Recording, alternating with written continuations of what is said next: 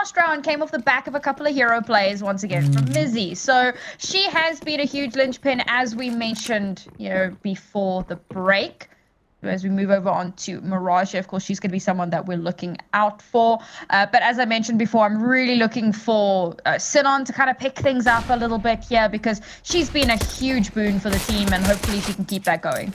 Oh, well, immediately EndGame going for a very, very aggressive T-side push here. They're flooding in towards C, trying to deny any sort of pressure coming forward. They guaranteed that plant coming in. We spoke about 5v5 retakes, and Liberty, they're in for a tough one here. I've got a lot of utility to work with, still trying to make their way forward, because you're taking the initial bit of aggression when it comes to swing from CT. Josie get for one, but it's a 1-for-1 trade. As Navy brings the numbers level and swinging in from triple. Good to find one more. Corzina brilliant, making a second. Look for the third. Oh, no way. Make that a kill. Starting from her, on for the quad with Juliana. Able to deny. Julie's coming out 2 guns better than 1, but not for Navy. She cleans things up, but with only 1 remaining alive, it's by the skin of their teeth. Yeah, you know what? In a pistol round, 1 player left alive, no players left alive. It doesn't matter as long as you win the round. That's the most important part there. And they do manage to do that along with the bomb plant as well. So a lot of extra cash for themselves at the end of that round. It was quite scrappy, but as you said, with this being... Actually, hold the phone. EndGame starting on the T side. They chose to start on T. Yeah, I just noticed that now. I mean, wow, okay. It's what I seems to be meant. working out. You don't want to give Liberty that T side. I think it's extremely risky to do so, because that's where they will dictate the tempo and more or less be able to find those AKs early door and rely on the mechanical prowess. I think it's actually a smart decision by the likes of EndGame to start on T side, because it denies Liberty the ability to control the tempo and play to their play style. So I think while it's risky in terms of their individuals haven't been stepping up in terms of just the raw fragging ability, it's definitely the right decision to be able to counter that of Liberty. And well, so far, so good. And so far, so good for Lazina. Look for the 3K. Wish we could find it. Yes, she will. Over towards short, finding that 3rd kill, and it's a stunner. What? Leaving, well, Jersey Juliana, Jersey all alone. I didn't even see her turn around. She was still firing into window, and then suddenly she turns around and gets a kill in mid. That's ridiculous. I do like the double scout play here, but I think at this point, it's a bit late to make something happen. Juliana's going to get overrun entirely. Josie, well, we've seen this before with this exact gun, in fact, and, there's no map to fall off of this time around, but not sure that she's going to be able to make something happen here. Looks like she's just going to try and save this. Maybe get an exit frag as they run away from the bomb before it explodes. Try and keep things expensive. We kind of mentioned how important that is. You want to deny that AWP from coming out wherever possible. You want to try and deny really good buys whenever possible. Yes. Looks like not going to be able to do that here. EndGame going to come through this round with 4 players left alive. Not bad. Yeah, just going for the exit frags. I don't think it's really too bad of a situation, really, for her to be in. At the very least, the kind of the silver lining, she keeps hold of the MP9. Of course, as you mentioned, this will be vertigo. Can't fall off it. So, it's a win-win situation all around. But no, I mean, as we stand, for EndGame, a very good start. And once again, we mentioned individuals being kind of more prevalent over towards Liberty. I mean, Lazina, this is absolutely stunning from her. That kind of 180 flick over towards short, brilliant in terms of the mechanical prowess. But of course, now over towards Liberty, it's a bit of a dicey spot. In terms of the economic situation, just that one MP9, supported by USPSs, not exactly where they want to be as they go aggressive in towards Palace, and Lazina should be able to clean up here. Yes, he does. God. 1-2, but not the 3rd. Josie with MP9 upgrades to a Galil, but it's not even the best of upgrades. Oof. I mean, this is what we spoke about. This is what we saw on Vertigo as well. Team wins the pistol, then they string together the next 4 rounds. We'll see if EndGame can make that happen. They have managed to give themselves a bit of an advantage here, but as you said, Josie's picked up that Galil, got a little bit of extra firepower, and for now, the bomb hasn't actually been planted, and you look at how deep Juliana is holding as well. She's going to be able to spot anything out, go on a bit of a wild flanking mission, potentially. They won't be able to deny the bomb, but there's a good opportunity here to make a retake happen. Well, bomb to be planted. With MP9 and a Galil to work with, They can send the USPS as the information. Sinon needs to step up huge. Just spot the first. Flash will come forward in towards Shaw. Molotov to be dropped as well to try and deny any sort of space. Cozy needs to step up. She's in for the flank. Gets a 1-for-1 trade, but there she comes. Finding one. Looks to make it a second, and she does brilliantly. Just bided her time, and comfortable clean up for them. 3-0 start. We also got to take into account that Liberty, they only had one MP9 being brought in towards that round. So actually, the kills that they found are just kind of slight silver linings. Oh, AWP time. And it's not even from EndGame. It's going to be Furzy. Now, see, this is what makes things a little bit high risk when you pick that T side. Because you're giving Furzy the space and the opportunity to pick up that AWP very, very early on. And that's exactly what she's going to be. But I think what could be the decision making here is where she chooses to post up. Now, window makes a lot of sense. That's where she's going to be for the start at the very least, before she potentially rotates and, all right, well, doesn't do much. I mean, it's just Josie that's just mowing people down. Sure. Josie stepping up for the double is not a bad little start, so it's going to be ticked a little bit by that Molotov. And the A site is now being opened by EndGame. Oh, Mizzy, that's unfortunate. The gun barrel was spotted. Reggiano in for a double.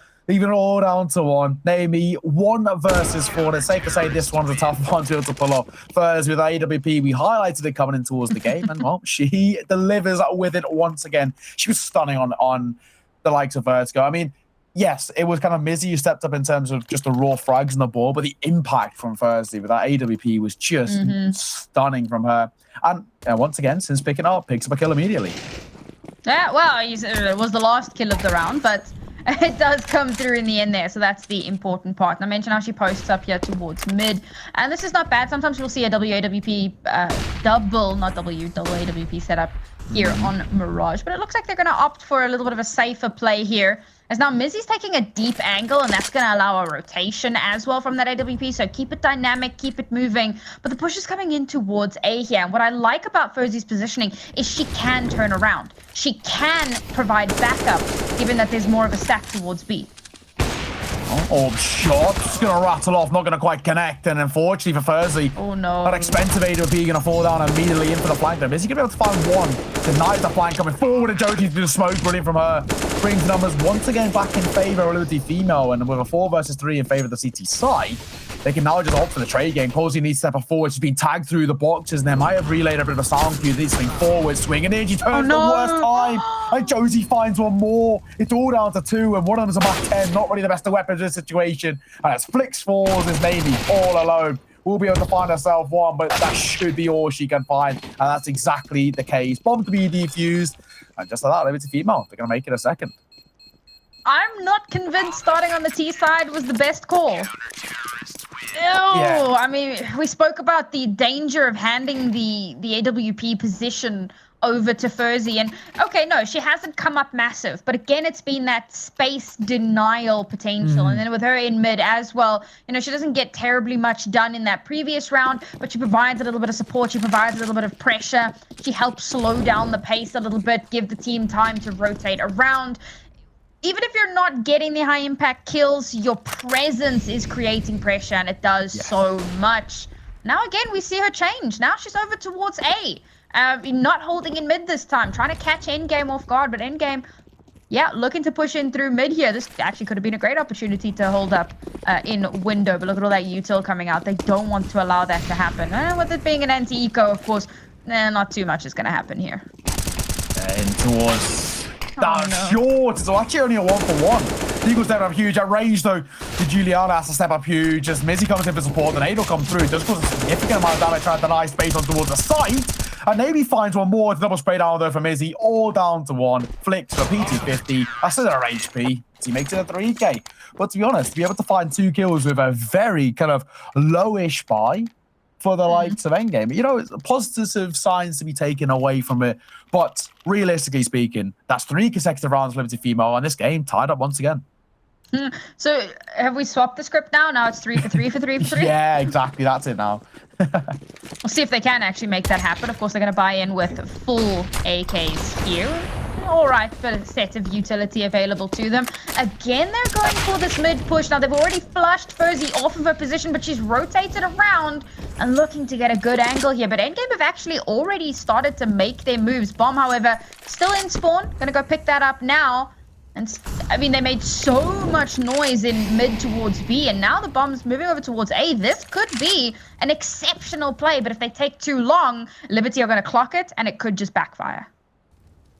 Precisely, as we speak. I mean, with the numbers in their favor, they can realistically just play for the trades, but at the same time, it's extremely risky to do so. Sinner's in a very small position. All she has to do, hold and wait. She's got information to gain from here, and silent cues to be made as well. So as he's standing, not too bad, but she turns at the worst time, and Mizzy brings those numbers level. Mizzy was a little bit quiet at the start of the map, but has very quickly brought things back in her favor. As now, once again, another trade's going to come out here. Trades tend to favor the T's, though. Keep an eye out here. Liberty have started their rotation in, but Josie just so on point. But it's yet another trade, Neo. It never stops. No. Bounty planted as well. The AWP being slowly maneuvering back into a CT. A range from short. Juliana stepping up huge. And it's all down to Coldzine in a 1v2 clutch. AWP and an M4 A1S to find with just an AK-47 in her hand. And the kind of the more problematic thing, she has no utility to work with. You look up towards Furzy, she has that full set. Smoke to come through, information game with this swing in, swinging forward, slightly laboured spray, down she goes, tapping away on towards the bomb. The going to make the peak work, pulled out the pistol, the 5-7 is good enough. With a kit in hand as well, Furzy able to clutch it out. And we spoke about her impact, once again shining through. I feel like Coldzina is someone that we haven't really talked terribly much about. I mean, she hasn't been necessarily super flashy, but she has been really consistent.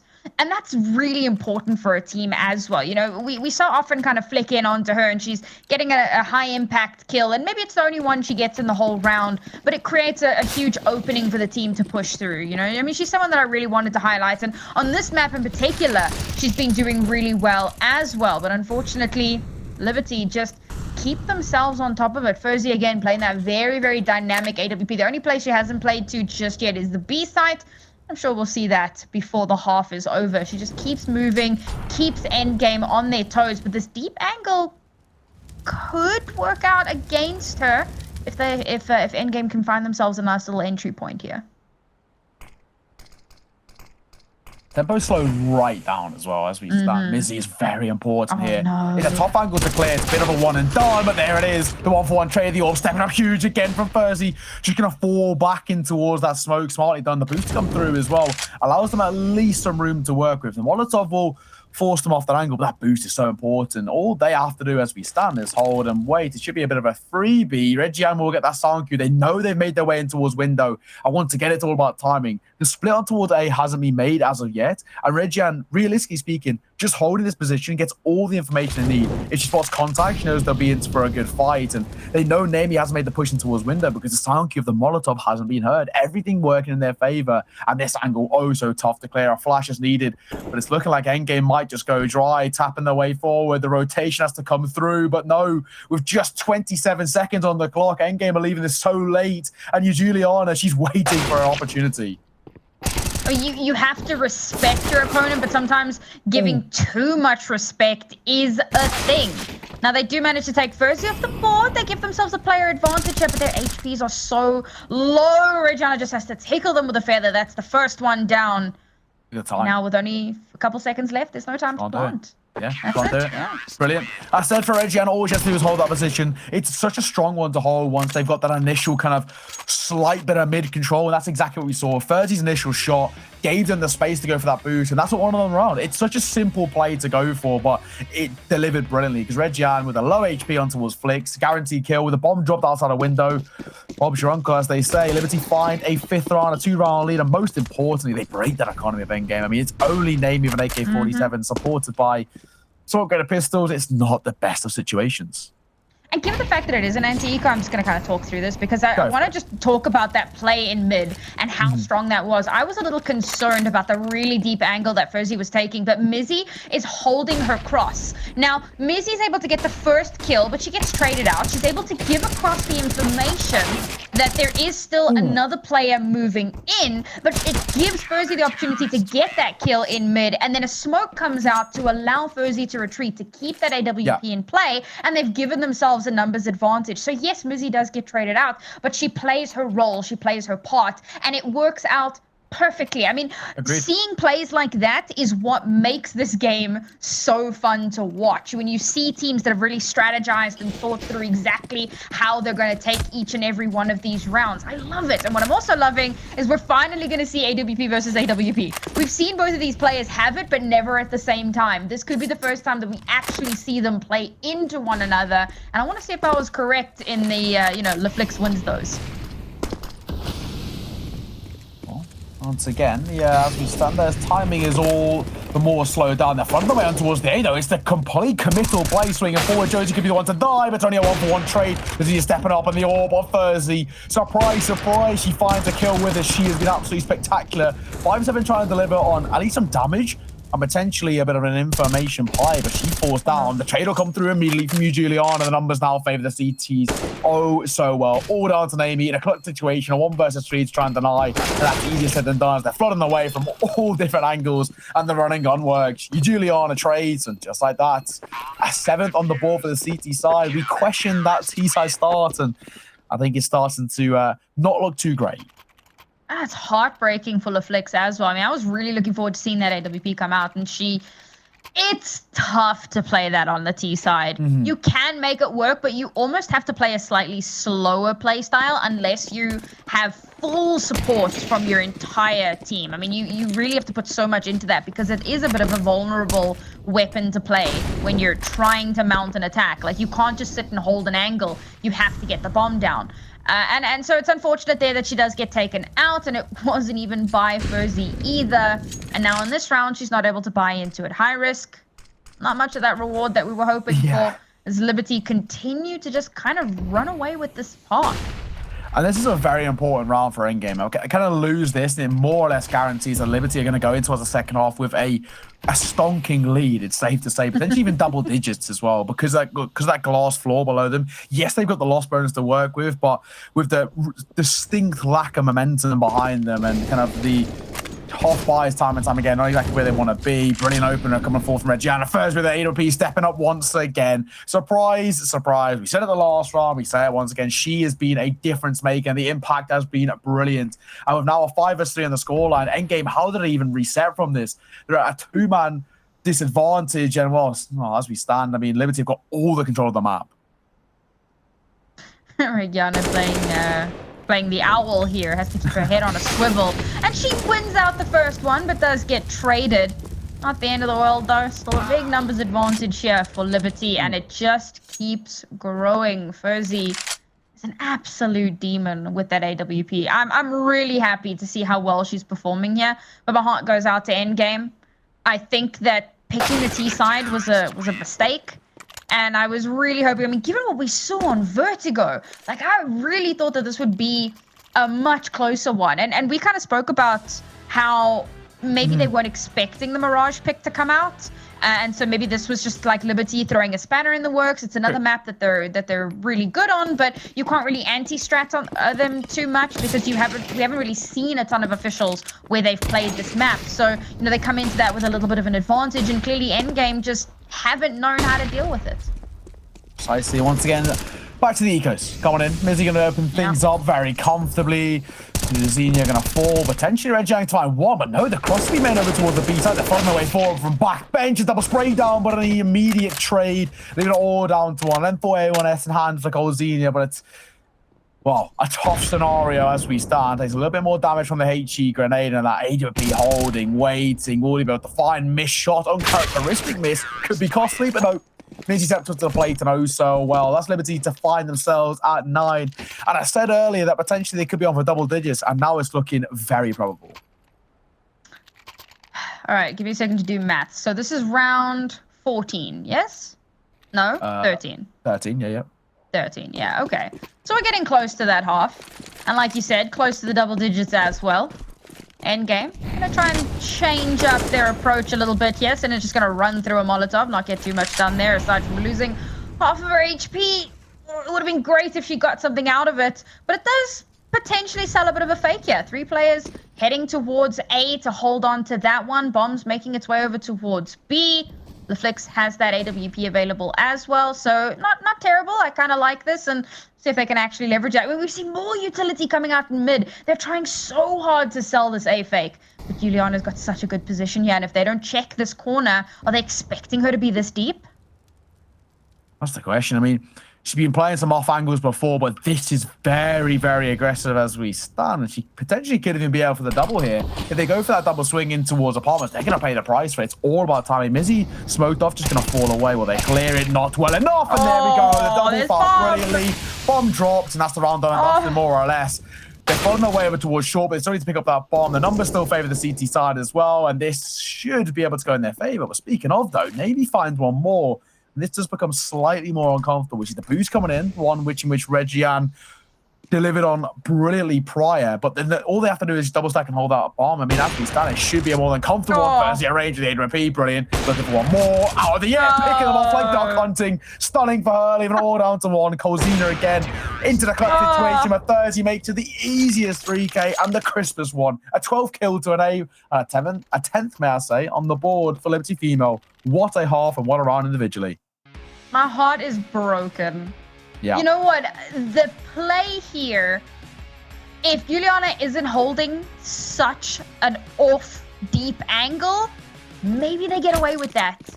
But they weren't expecting her to be there. I mean, they kind of had an inkling, right? So they don't rush around that corner. They're like, oh, well, maybe there's going to be someone around this corner here. But they do peek it 1 for 1. And okay, it is a testament to Juliana's skill that she's able to get both of them, that she's able to transfer that spray and get the 2 kills. I mean, that's massive, and that's bombed down. And as you said at the time, that was basically the round over. Back down onto an eco for endgame. They're just unable to build up any sort of an economy here because they just cannot win a round. No. And apparently they just can't live.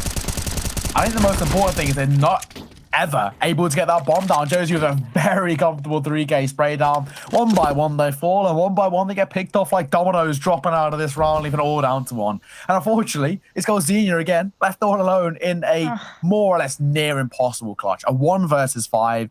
And I hate to say it, hate to counter out of the fray, but I think this one has done a fair 11 to be found momentarily from Liberty Female. She got no utility, half armor and a Tech 9. This one is chalk up to 11th on the board, and there we go. Flawless Liberty Female to find 11, and this is unfortunately looking like it could be significantly more one-sided than what we saw in terms of map number 1, which went to the full distance in regulation towards OT. This one looking like it could be done in a matter of seconds.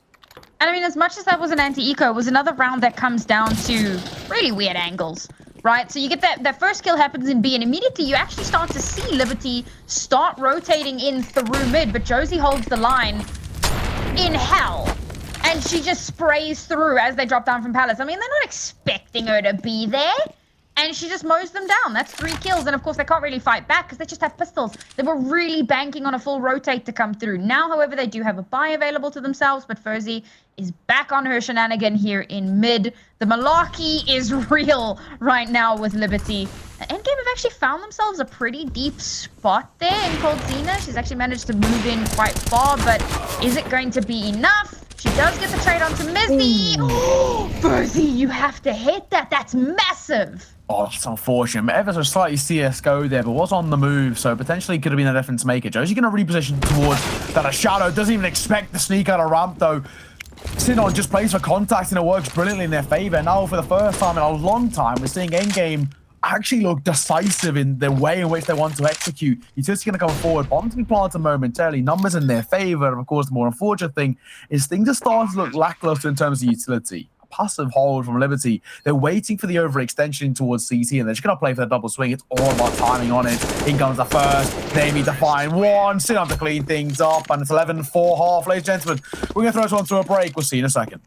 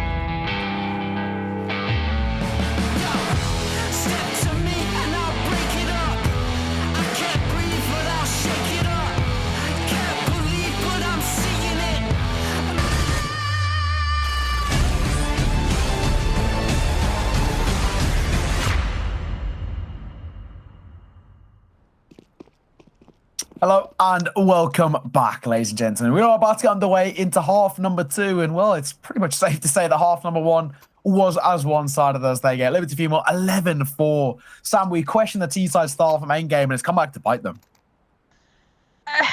I guess it could have been worse, but not much. I really would have wanted to see them start out on their CT side, and okay. They now have a chance to try to bring it back on CT. We've seen teams manage to bring things back from worse situations, but they weren't able to build any sort of a buffer for themselves. And, you know, Liberty, as much as this is their T side, and most maps tend to, you know, lean to CT, we talk about that quite a bit. Both of these teams tend to have a relatively strong both T and CT side. But, of course, EndGame start themselves off quite nicely here. Good grief, Sinan. Wow, not a bad shot there to... really implement that EndGame should be able to find 5 more or less momentarily, all down to just 2. Josie going loud and proud as well. She's breaking everything in her path. The question is, can she find any kills off the back of it? So I'm trying to at least deny that control in towards mid.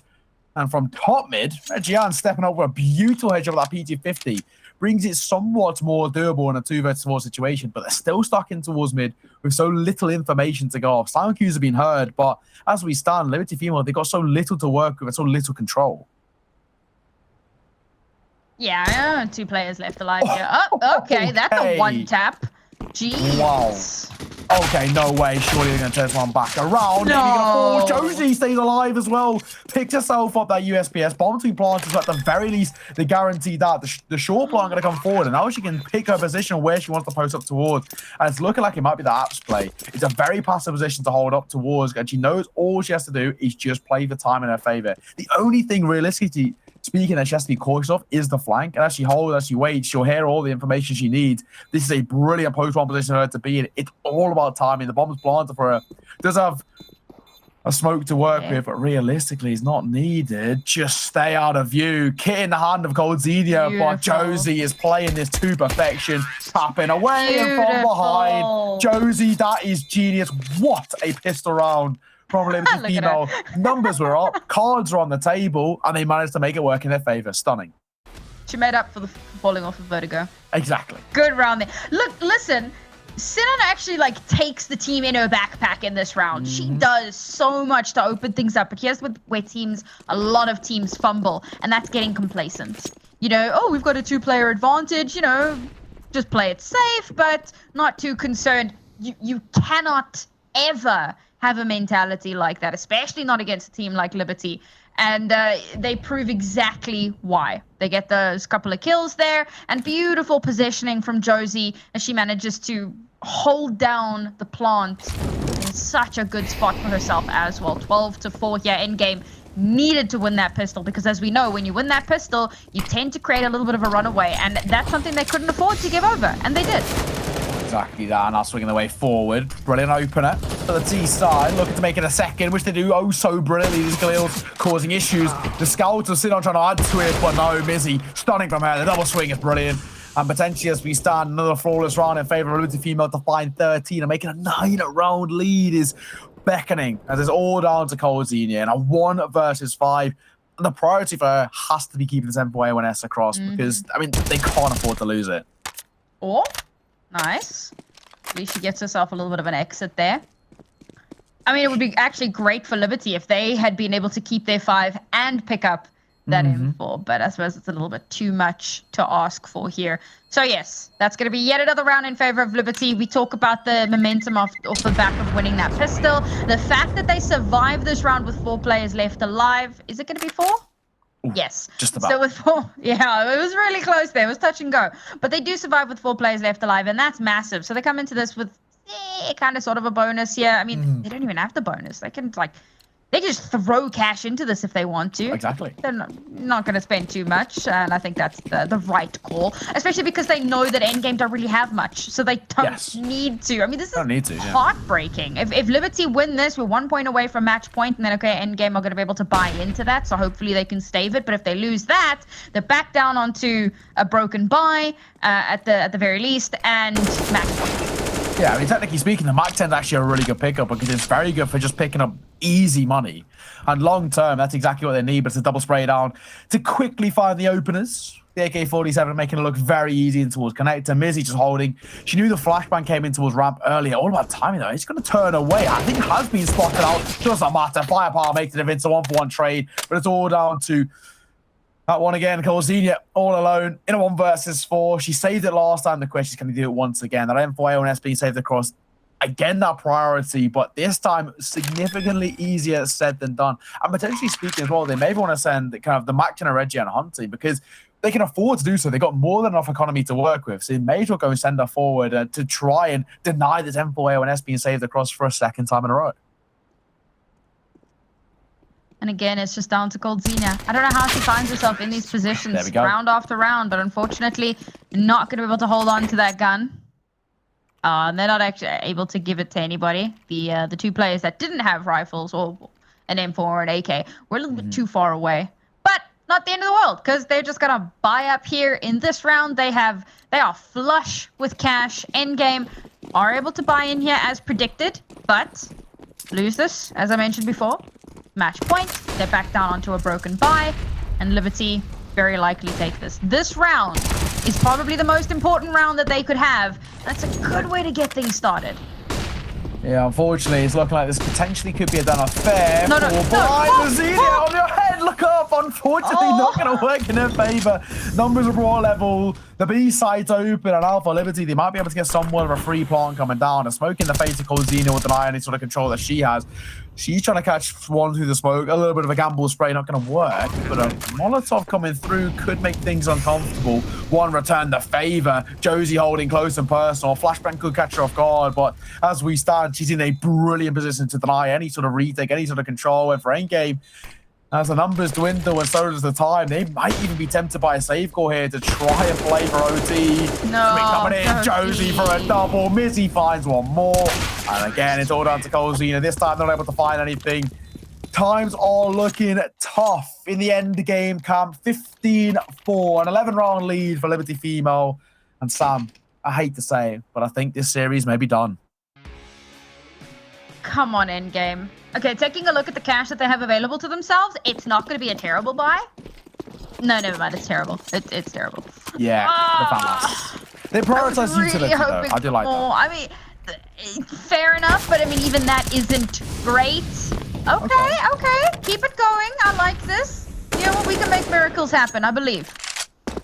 Yeah, not a bad position to be in by any game, does we stand? I mean, to pick up an opening kill, get a little bit of mid control as well. It's already looking significantly more decisive from the EndGame side, and the boost in as well for Xenia. I mean, she's trying to hold above that smoke. Namey, don't like who spots who first. She was still under the smoke. Namey wasn't, so it's unfortunate. It's a one-way smoke, which works in favor of the CT side, and EndGame now take a numbers advantage of 2.